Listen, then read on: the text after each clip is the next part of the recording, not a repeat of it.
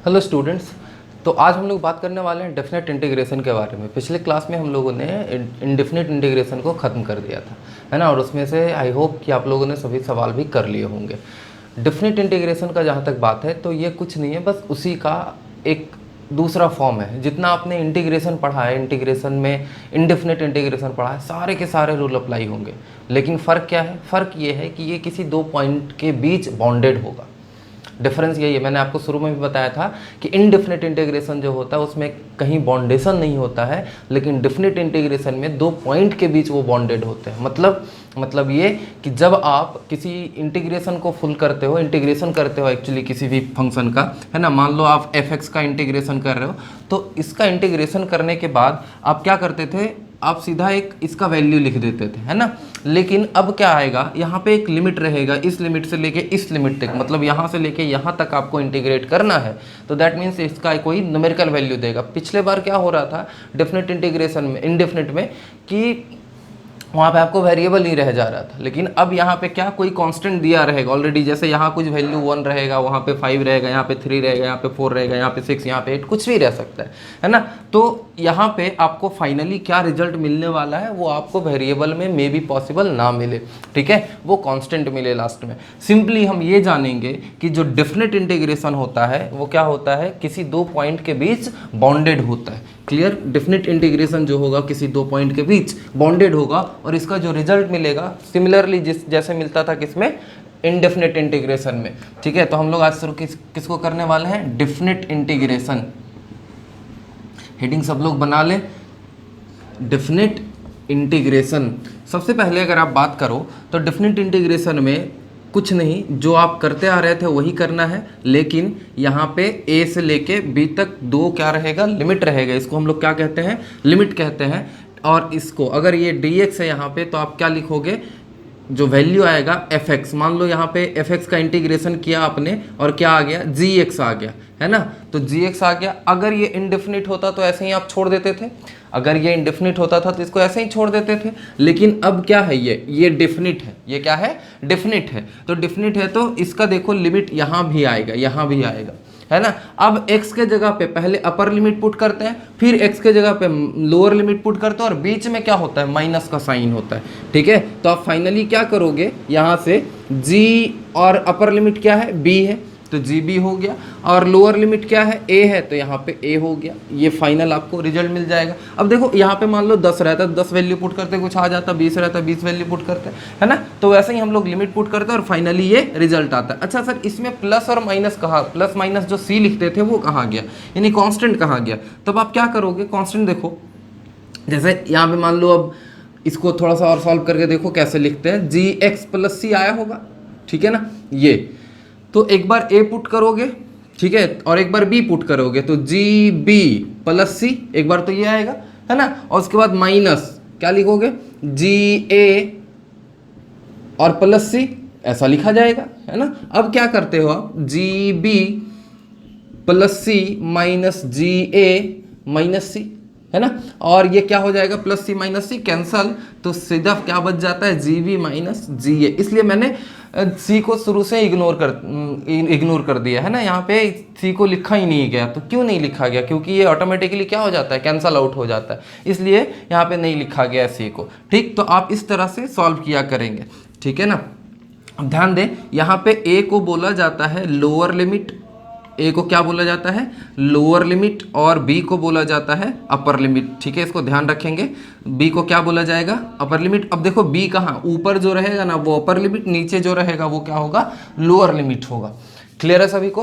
ठीक है, सारा नोट्स में लिखा हुआ है, आप जरूर नोट्स देखेंगे, उससे नोट्स अपना बनाएंगे और आगे बढ़ते हैं, सवाल लेते हैं इस पे। जितना भी रूल था आपका इनडेफिनेट इंटीग्रेशन का, ठीक है, सारे के सारे रूल इसमें अप्लाई होना है और आपको उसी के बेसिस पे बनाना है। बस लास्ट में क्या करना है, आके वैल्यू पुट कर देना है, इतना ही आपको करना है, ठीक है ना। लास्ट में क्या करना है, वैल्यू पुट कर देना है, इसके अलावा कुछ नहीं है। जैसे एग्जाम्पल के तौर पर हम लोग लेते हैं पहला क्वेश्चन कि आपके पास है x, ठीक है, x dx का इंटीग्रेशन करना है, ठीक है, कहाँ से कहाँ तक, तो 0 से लेके 2 तक है लिमिट दिया हुआ। तो आप क्या कैसे इंटीग्रेट करोगे, जो रूल आप जानते हो कर दो। तो क्या जानते हो कि जितना पावर रहता है उसमें एक ऐड कर देते हैं और जितना टोटल आता है उससे डिवाइड कर देते हैं, यानी पावर से डिवाइड भी किया जाता है। और प्लस क्या होता है, c। ये तो बात हो गया किसका, तो इंडेफिनेट रहता तब, तो 0 और 2। अब देखो सी को मैंने क्या बताया था, आप इग्नोर करते जाओ, है ना, तो सी को आप इग्नोर कर सकते हो, तो यहाँ पे क्या हो जाएगा x² 2, कहाँ से कहाँ तक, 0 से 2 तक, है ना। फाइनली आप क्या देखोगे, 1/2 को बाहर निकाल सकते हो, कांस्टेंट है चूंकि, x² वेरिएबल है और 0 से 2 तक। अब क्या करो, देखो अब एक बार अपर लिमिट पुट करेंगे x के जगह पे, फिर माइनस का साइन लगाएंगे और फिर लोअर लिमिट पुट करेंगे, तो फाइनली क्या आ जाएगा 1/2 और यहाँ पे क्या x² नहीं, यहाँ पे 2 के जगह पे ना, x के जगह पे कितना रखना है, 2 रखना है, तो 2 का स्क्वायर कितना हो जाएगा 4। देखो x के जगह पे आपको क्या रखना है, एक बार 2 रखना है, तो 2 का स्क्वायर कितना हो गया 4 माइनस 0 का स्क्वायर कितना हो गया 0। ठीक है, तो फाइनली आप क्या लिखोगे 1/2 इंटू 4 बराबर कितना हो गया 2। ये 2 क्या आया है, 2 रिजल्ट आया है, मतलब x² का इंटीग्रेशन 0 से लेके 2 तक अगर करेंगे तो वैल्यू कितना आएगा 2 आएगा। क्लियर है, चलिए आगे बढ़ते हैं। अगला सवाल है sin x dx। सभी लोग स्क्रीन को पॉज करें, उसके बाद बनाना शुरू कर दे sin x dx। और देखो इसमें लिमिट लगाया हुआ है, लिमिट है 0 से π/2 तक, 0 से π/2 तक। ठीक है, तो चलो जल्दी से बनाओ, सब लोग स्क्रीन को पॉज कर ले, उसके बाद बनाए। बन गया, चलिए तो नहीं बना तो इधर देखिए सब लोग, और बन गया तो मिला लेंगे। क्या है sin x dx, है ना, तो साइन का इंटीग्रेशन क्या होता है, आप क्या जानते हो, माइनस cos x होता है। ठीक है, सभी लोग जानते हैं, तो सर माइनस cos x, उसके बाद कहाँ से कहाँ तक, 0 से लेके π/2 तक। क्लियर है, अब देखो माइनस cos x, पहले अपर लिमिट पुट करेंगे तो माइनस cos π/2, है ना, उसके बाद माइनस, अब लोअर लिमिट पुट करेंगे तो माइनस cos 0 डिग्री। ठीक, अब ये बताओ कितना हो जाएगा π/2 0, π/2 कितना होता है 90, 0 होता है, तो यहाँ पे 0 लिखेंगे, माइनस, और माइनस इंटू माइनस क्या हो जाएगा प्लस, और cos 0 का वैल्यू कितना होता है 1, तो +1, यानी इसका रिजल्ट कितना आ गया 1 आ गया। ठीक है, इस प्रकार से इसको सॉल्व करेंगे। अगला सवाल है यहाँ पे cos x dx, 0 से लेके पाई तक क्या आया, तो cos x dx है, cos x dx है, तो cos का इंटीग्रेशन क्या होता है, माइनस साइन की प्लस साइन होता है। ठीक है ना, तो यहाँ पे क्या लिखेंगे प्लस साइन x, और यहाँ पे क्या हो जाएगा, लिमिट कहाँ से कहाँ तक है, 0 से लेके पाई तक, साइन x। देखो एक बार अपर लिमिट पुट करना है तो साइन पाई हो जाएगा, sine pi, minus lower limit put करना है तो क्या हो जाएगा साइन 0। ठीक है, अब देखो साइन पाई, साइन 90 कितना होता है 1, और साइन 180 कितना होता है 0। ठीक है ना, तो आप क्या लिखोगे 0 माइनस, तो साइन 0 भी कितना होता है 0। ठीक है ना, तो क्या हो जाएगा फाइनल रिजल्ट 0। ठीक है, तो इस प्रकार से इसका रिजल्ट क्या मिला 0। तो इस प्रकार से डेफिनेट इंटीग्रेशन भी खत्म हुआ। बस इतना बात ख्याल रखेंगे, लिमिट पुट करना है और बाकी सारे रूल इंडेफिनेट इंटीग्रेशन का ही है। ठीक है, क्लियर है। अब जो हम लोग पढ़ने वाले हैं आगे वो है ज्योमेट्रिकल मीनिंग ऑफ इंटीग्रेशन। जैसे हम लोगों ने पढ़ा था ज्योमेट्रिकल मीनिंग ऑफ डिफरेंशिएशन, और इसमें क्या पढ़ेंगे geometrical meaning of integration. Geometrical meaning of integration में हम लोग ये फाइंड आउट करते हैं कि किसी भी कर्व के अंदर एरिया क्या होगा। ठीक है ना, एरिया अंडर कर्व, मैथ्स में एक आपको चैप्टर मिलेगा एरिया अंडर कर्व निकालने का।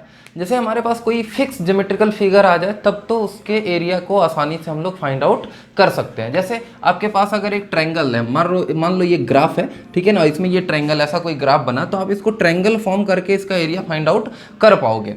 ठीक है ना, इवन कि आपके पास अगर ऐसा ग्राफ मिल गया तब भी आप इसका एरिया फाइंड आउट कर पाओगे। लेकिन फंसते तब है हम लोग जब इसके जगह पे कोई लाइन नहीं रह के कोई कर्व लाइन आ जाता है, कोई स्ट्रेट लाइन ना आके क्या हो जाता है कर्व लाइन आ जाता है। जैसे मैंने यहाँ पे दिखाया आपको, this is the graph of x equal to y equal to x square. ठीक है ना, ये उसी टाइप का कुछ ग्राफ है। और अगर इसके अंदर आपको एरिया निकालना है x इक्वल टू a से लेके x इक्वल टू b तक, देखो ये लिमिट के अंदर बाउंडेड है। ठीक है ना, इसी काम में आता है लिमिट।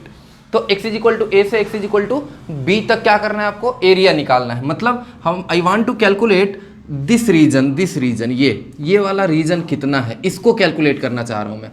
तो कैसे कैलकुलेट करना होगा, हमें क्या करना होगा, है ना। तो उसी चीज को हम लोग सीखते हैं ज्योमेट्रिकल मीनिंग ऑफ इंटीग्रेशन में। आप इसको कह सकते हो area under curve, area under curve, है ना। आप इस हेडिंग को एक और नाम दे सकते हो एरिया अंडर कर्व। तो इस कर्व के अंदर एरिया निकालना है।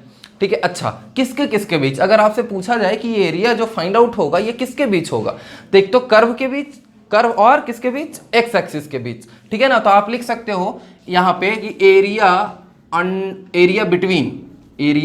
बिटवीन किसके बीच, कर्व या graph, area under graph and क्या लिखोगे, एक्स एक्सिस, ठीक है ना। ग्राफ और एक्स एक्सिस के बीच आपको क्या फाइंड आउट करना है, एरिया फाइंड आउट करना है। कैसे किया जाएगा, तो ऐसा सोचो हम ना एक बहुत छोटे से एलिमेंट को कंसीडर करेंगे कहीं पे भी जाके, है ना। तो मान लो कि यहाँ मैंने एक छोटा सा एलिमेंट लिया, बहुत छोटा, इतना छोटा कि ये dx है, और dx के बारे में मैंने आपको पहले भी बता दिया है कि dx का मतलब होता है बहुत छोटा, है ना।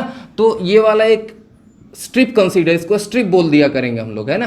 तो एक स्ट्रिप कंसीडर कर लिया, एक बहुत छोटा सा रीजन कंसीडर कर लिया जिसका ये थिकनेस कितना है, dx है, जिसका थिकनेस कितना है, dx। और ये जो है ये y है, इसका हाइट कितना है, y है, क्लियर है ना। और ये ग्राफ मैंने किसका बताया था, y is equal to x square का ग्राफ है, y इज इक्वल टू किसका ग्राफ है, एक्स स्क्वायर का ग्राफ है। तो आप कैसे निकालोगे इसका एरिया, है ना। तो या फिर चलो y is equal to f x है, ये y इज इक्वल टू क्या है, एफ एक्स है।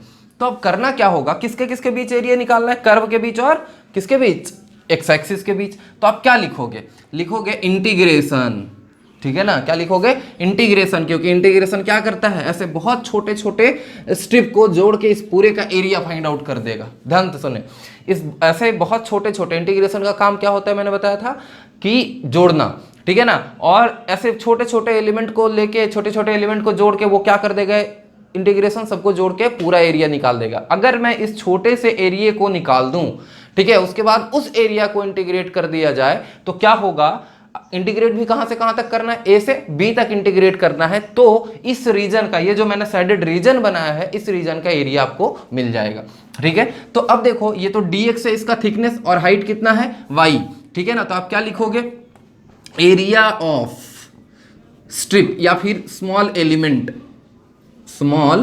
एलिमेंट क्या होगा, area of small element dx, y into dx, ठीक है। तो y इंटू dx लिख दो, ठीक है। अब इसको इंटीग्रेट कर दो आप, तो y इंटू dx, तो एरिया ऑफ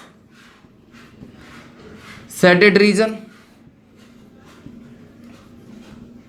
क्या लिख दोगे, छोटा सा जो आया था एरिया, उसको इंटीग्रेट कर दोगे कहां से कहां तक, ए से बी तक। छोटा सा जो एरिया है कितना है, y dx है, छोटा सा एरिया कितना है, y dx है। छोटे से एरिया का मतलब इसका बात कर रहे हैं, ये वाला एलिमेंट का बात कर रही है, इस एलिमेंट का बात कर रही है, ये देखो डार्क जिसको मैंने बना दिया, ठीक है। तो इस छोटे से एरिया को अगर इंटीग्रेट कर दिया जाए ए से लेके बी तक, तब क्या होगा, तब कुछ नहीं होगा सर, एरिया मिल जाएगा। कौन सा एरिया मिल जाएगा, तो ये पूरा जिसको साइडेड बनाया गया, इस पूरे का एरिया मिल जाएगा। क्लियर है, बात समझ में आ रहा है। तो एरिया जब भी निकालना होगा तो आप क्या करोगे, एक छोटा सा एलिमेंट पहले कंसीडर करोगे, छोटा सा एलिमेंट। कहाँ एरिया निकालना ये भी मैटर करता है। जैसे देखो मैंने क्या लिखा, y इंटू डी एक्स। अगर y into d x, x जो है ना, एक्स के साथ कौन है, d है, इसका मतलब एक्स एक्सिस और कर्व के बीच आएगा। बात समझ में आ रहा है। अगर x के साथ d है ना, मतलब dx है ना, तो x एक्सिस और कर्व के बीच। अगर यहाँ पे y रहता तब क्या होता, कर्व और y एक्सिस के बीच, ठीक है ना। अगर यहाँ पे y रहता तो क्या होता, कर्व और y एक्सिस के बीच। कैसे सर, तो ध्यान दो इधर, जैसे उसी ग्राफ को मैं दोबारा बना रहा हूँ, ध्यान देंगे। ये ग्राफ कुछ ऐसा था, है ना। अब यहाँ आपको निकालना है एरिया, यहाँ से यहाँ तक एक लिमिट रहेगा हमेशा, है ना, कि कहाँ से कहाँ तक निकालना है। तो मान लो y is equal to a या b कर दो, इसको c कर दो। y is equal to c से y इज इक्वल टू कहाँ तक निकालना है आपको, d तक। तब आप क्या करते, कुछ नहीं, आप एक एलिमेंट लेते ऐसा, यहाँ पे एक एलिमेंट लेते, एक एलिमेंट हो गया। अब इस एलिमेंट का आपको थिकनेस पता होना चाहिए, कितना लेना है थिकनेस, dy लिया, चलो मैंने यहाँ पे कितना लिया था, dx। क्यों, क्योंकि x के लेंथ में था। अभी तो ये जो भी लिया जा रहा है, क्या लिया जा रहा है, y का बहुत छोटा वैल्यू, तो y का बहुत छोटा वैल्यू ले लिया। अब क्या करोगे, अब ये वाला कितना है, ये वाला सर ये तो x है, ठीक है। इसको मान लिया मैंने x, इसका होगा थिकनेस कुछ, सॉरी लेंथ कुछ होगा, x होगा, x1 x2 कुछ भी तो रहा होगा ना। और क्योंकि x एक्सिस में है इसलिए मैंने x लिया। अच्छा, अब क्या करो, इस छोटे से स्ट्रिप का एरिया, छोटे से एलिमेंट का एरिया निकालो। तो क्या लिखोगे, x इंटू डी वाई। और अगर इसको आप इंटीग्रेट कर दोगे कहां से कहां तक, c से लेके d तक, तो ये क्या निकल जाएगा, इस पूरे रीजन का देखो एरिया निकल जाएगा। इस बात को ध्यान में रखें। इंटीग्रेशन का ज्योमेट्रिकल मीनिंग होता है कि किसी भी कर्व के अंदर अगर आपको एरिया निकालना होगा तो सीधा आप इंटीग्रेशन के पास पहुंचेंगे और उनसे बोलेंगे कि भैया आप इंटीग्रेट हो जाओ, और जैसे ही अगर वो इंटीग्रेट हो गया तो अगर आप क्या कर पाओगे, पूरा एरिया मिल जाएगा आपको इसका। तो कभी भी अगर कर्व के अंदर एरिया निकालना, इवन तो आप स्ट्रेट लाइन का भी एरिया निकाल सकते हो, अगर कोई ग्राफ स्ट्रेट लाइन है तब भी आप इंटीग्रेट करके एरिया निकाल सकते हो, नो डाउट, और उससे हम लोग चेक भी कर पाएंगे कि क्या वो रिजल्ट सही दे रहा है कि नहीं दे रहा है। ठीक है, तो आई होप इतना समझ में आ गया होगा। नंबर 1 स्टेप नंबर फर्स्ट क्या करना है आपको, एक छोटा सा एलिमेंट लेना है। ठीक है, उस एलिमेंट अगर एक्स एक्सिस के डायरेक्शन में ले रहे हो तो dx हो जाएगा, और उसका हाइट कुछ रहेगा y, है ना, उसको क्या कर लोगे, y इंटू डी एक्स, उस छोटे से एलिमेंट का एरिया निकाल लोगे। एरिया निकालने के बाद उस एरिया को आप इंटीग्रेट कर दोगे, कहां से कहां तक, जहां से आपको लिमिट दे रखा है क्वेश्चन में, वहां से आप इंटीग्रेट करके उस एरिया को फाइंड आउट कर पाओगे। ठीक है, चलते हैं अब सवाल के ऊपर। नोट्स में ये सारा बात लिखा हुआ है, ठीक है, आप लोग नोट भी कर लेंगे। चलें बढ़ते हैं। तो सवाल है y is equal to 2x, है ना, ये एक इक्वेशन दिया हुआ है, और find area between curve and x axis. ठीक है ना, इसमें देखो एक चीज मिसिंग है। क्या मिसिंग है, तो ये तो इसका जो ग्राफ बनाया जाएगा वो बहुत बड़ा हो जाएगा, तो इसमें लिमिट चाहिए आपको। इस सवाल में क्या चाहिए, लिमिट चाहिए। तो लिमिट इसमें दिया हुआ है फ्रॉम कहां से कहां तक, x इज इक्वल टू 0 से लेके x इज इक्वल टू 2 तक, यहां तक लिमिट है आपके पास, है ना। तो सबसे पहला काम क्या करेंगे ऐसे सवाल के लिए, तो देखो कर्व के अंदर आप इंटीग्रेशन के थ्रू क्या निकाल सकते हो, एरिया निकाल सकते हो, है ना। तो सबसे पहले ग्राफ आपको फॉर्म करना पड़ेगा इसका, है ना। तो ग्राफ कैसे होगा, y is equal to 2x का ग्राफ क्या होगा, स्ट्रेट लाइन। क्यों, क्योंकि y is equal to mx होता है, mx का ग्राफ कैसा होता है, स्ट्रेट लाइन, तो ये ग्राफ कैसा होगा, स्ट्रेट लाइन होगा। चलिए अब तो यहाँ तक बात हो गया।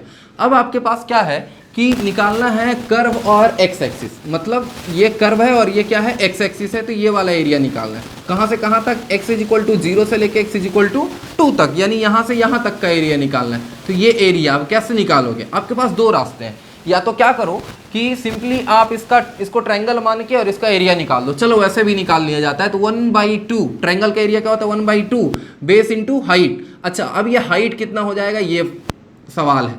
ठीक है, तो यहाँ तक है। अच्छा, x का वैल्यू जब 2 रखा जाएगा इसमें, तो y कितना हो जाएगा, y कितना हो जाएगा, 4 हो जाएगा। तो यानी हाइट कितना मिल गया, 4, है ना। तो 2 इंटू हाइट कितना, 4, ये 2 से 2 कैंसिल, 4, यानी ट्रायंगल जब मान के इसका एरिया निकाला गया तो 4 आया। तो इंटीग्रेशन वाले मेथड से भी कितना आना चाहिए, 4 ही आना चाहिए। चलो चेक करके देखते हैं क्या है आपके पास equation, y is equal to 2x है। अच्छा, तो क्या करेंगे, मेथड क्या होना चाहिए, तो जैसे मैंने आपको भी बताया था कि सबसे पहले एक छोटा सा एलिमेंट आप ले लोगे, छोटा सा एलिमेंट आप कंसीडर कर लोगे कहीं पे भी जाके, है ना। तो ये मैंने ले लिया छोटा सा एलिमेंट, ये देखो रेड कलर से साइडेड बनाया इसको। छोटा सा एलिमेंट कंसीडर करने के बाद क्या करना है, अब इसके थिकनेस को, ये जो थिकनेस है ना, इसको मैंने कह दिया dx, क्योंकि बहुत छोटा हो एक्चुअल में ये होता है। कितना है ये, dx है। अब अगर ये y है, ठीक है, y में कुछ वैल्यू रहा होगा, मैंने मान लिया कितना y है, तो इसका area of a small element, area of a small element क्या होगा, ध्यान देंगे। Area of a small element is equal to लिखा जाएगा सर dx इंटू वाई, तो dx इंटू वाई हो गया, या क्या लिख सकते हो आप इसको, y dx।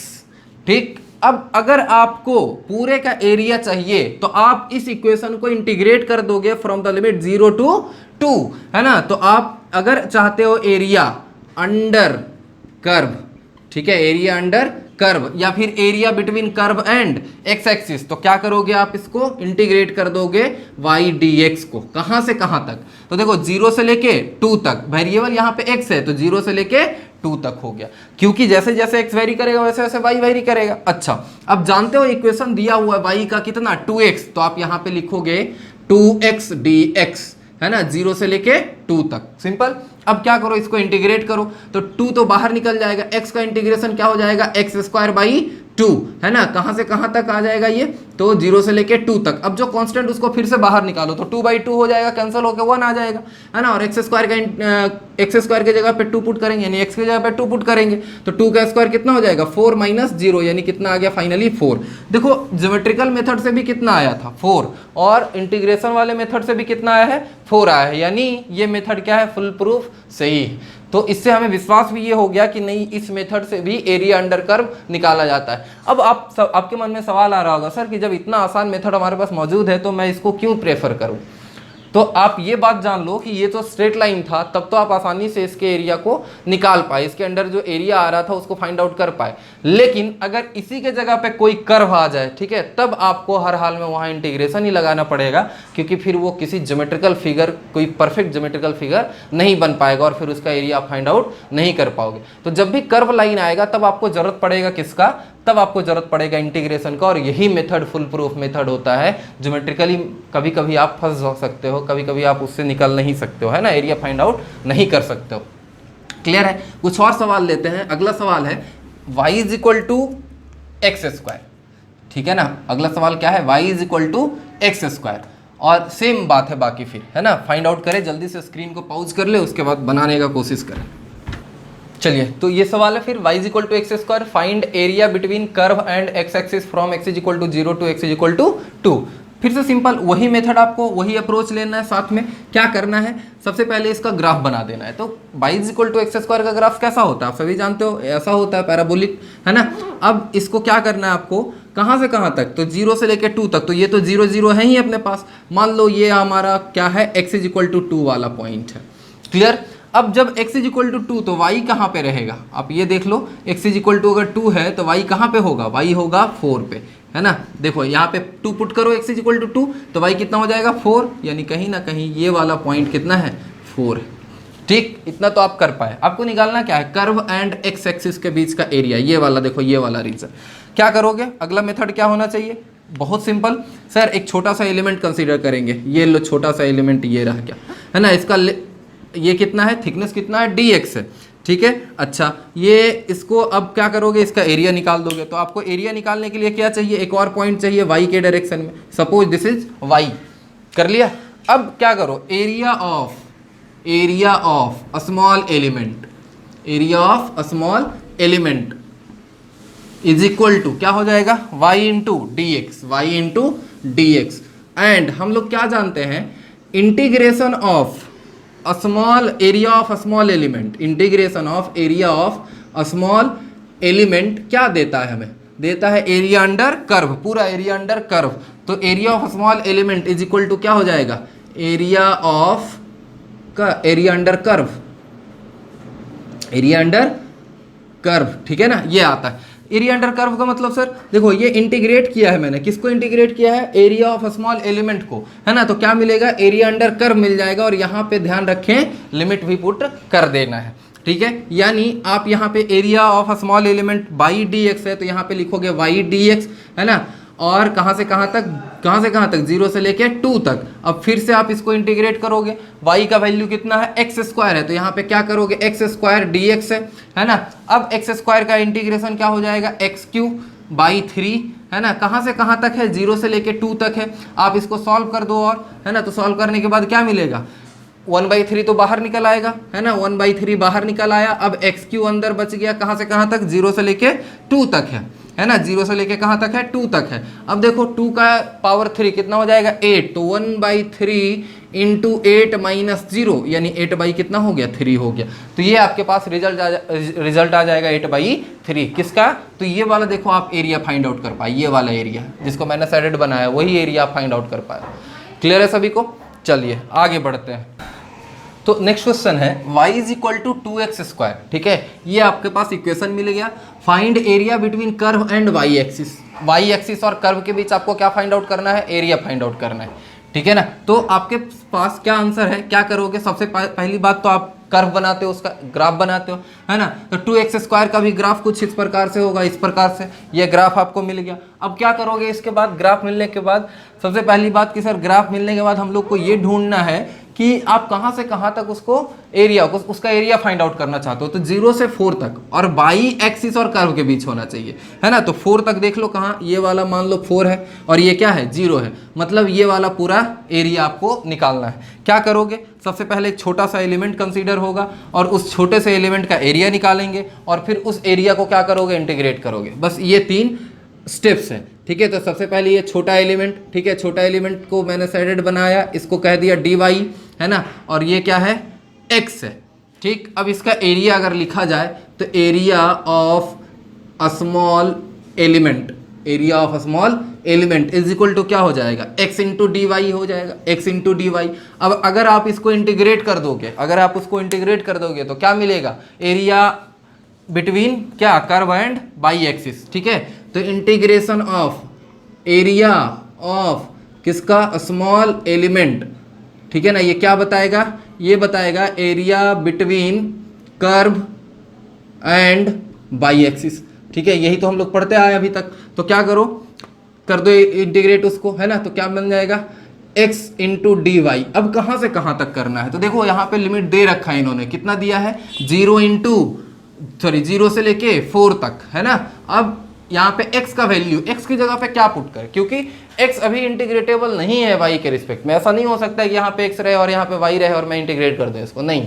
तो क्या करना पड़ेगा, इस इक्वेशन के पास जाना पड़ेगा। बोले भैया आपके पास कोई सॉल्यूशन है क्या, तो बोलेगा यस मेरे पास है, y/2 इज इक्वल टू क्या हो जाएगा, x²। तो x की जगह पे क्या लिख सकते हो आप, √y/2, यानी आप यहाँ पे लिख सकते हो इंटीग्रेशन ऑफ √y/2, यानी √y/√2 इंटू डी वाई, है ना। अब देखो 1/√2 को बाहर निकाल दो पहले, क्योंकि ये कांस्टेंट है 0 से लेके 4 तक, 0 से लेके 4 तक। और रूट वाई, वाई का मतलब कितना होता है, वाई का पर पावर कितना, 1/2 रूट का मतलब है, और यहाँ पे डी वाई। ठीक है, इसको और सॉल्व करते हैं तो क्या मिलेगा, सॉल्व करने के बाद ध्यान देंगे 0 से 4 तक उसमें लिमिट है, तो 1/√2, देखो by to the power half, तो उसमें एक ऐड हो जाएगा 3/2 हो जाएगा, है ना। तो by to the power 3/2 whole divided by 3/2, और ये कहाँ से कहाँ तक, 0 से लेके 4 तक। ये कांस्टेंट इसको बाहर निकाल दो, तो 2/3, है ना, इंटू 1/√2 ये आ जाएगा, और बाई टू द पावर 3 यानी बाई कहाँ से कहाँ तक, ये है 0 से लेके 4 तक, है ना। अब देखो ये 2 से √2 टाइम कैंसिल हो जाएगा, तो √2/3 हो जाएगा। ठीक है, अच्छा ये y/y है, तो y/y को हम क्या करें सर, y के जगह पे 4 और √y के जगह पे √4, है ना, पुट कर दिया। -0 तो वो तो 0 हो जाएगा, तो उसको कुछ करने का जरूरत नहीं है। अब क्या करें, ये देखो √2 डिवाइडेड बाई कितना हो जाएगा यहाँ पे 3, है ना, और ये कितना हो जाएगा इंटू 4 इंटू 2, क्योंकि √4 का वैल्यू कितना 2। अब देखो 8 कितना आ गया, 8√2 divided by 3। This is the answer for this area, है ना, यानी इस एरिया का वैल्यू कितना आया, 8√2/3 आया।